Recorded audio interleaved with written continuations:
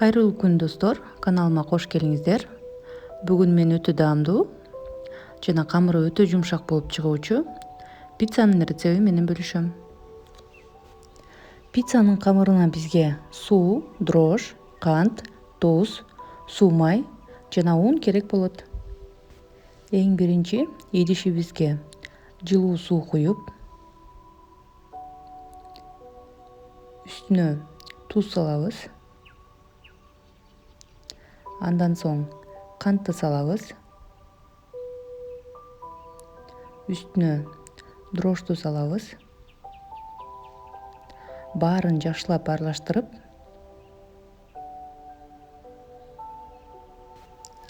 бетин жаап 15 минутага жылуу жерге коюп коебуз. 15 минутадан соң биздин аппарабыз даяр болду. Үстүн ачып,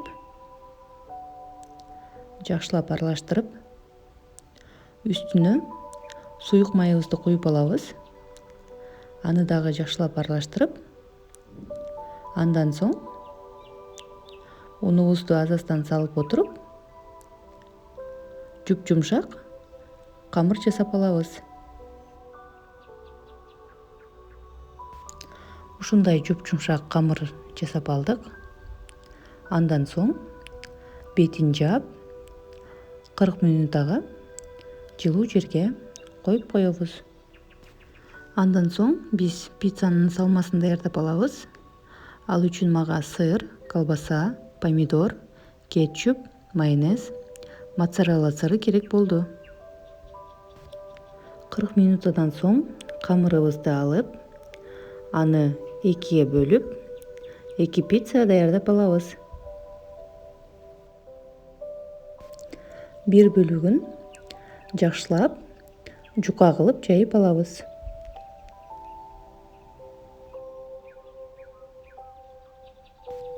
Андан соң пицца салуучу духовканын идишин алып, аны азыраак майлап алып, майланган идишибиздин үстүнө жайылган камырыбызды жакшылап салып алабыз. Камырыбызды салып алган соң үстүн вилка менен бир аз тешип алабыз, камырыбыздын ортосу көтөрүлүп кетпеш үчүн.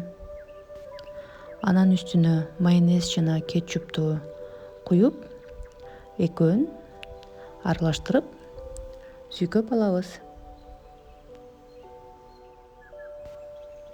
Андан соң пиццанын үстүнө колбасаны жашнакай кылып тизип алабыз.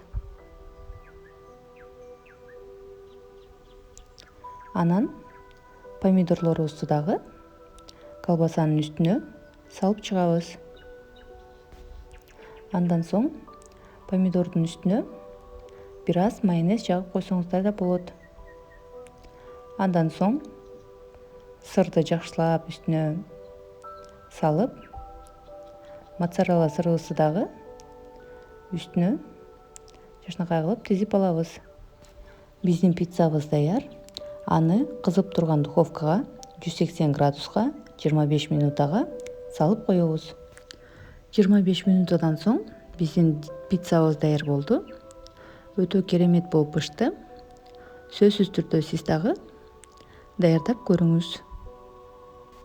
Эгер рецептим жакса, каналыма жазылып, комментарий жазууну унутпаңыздар.